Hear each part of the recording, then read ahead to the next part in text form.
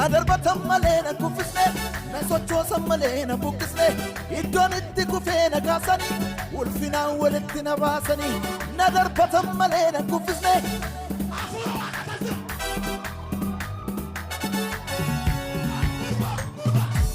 na banamera na baname na banamera na baname na banamera na baname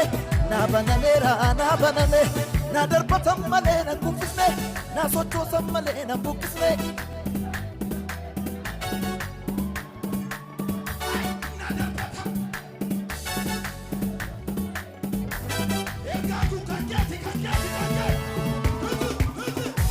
na banamera na baname na banamera na baname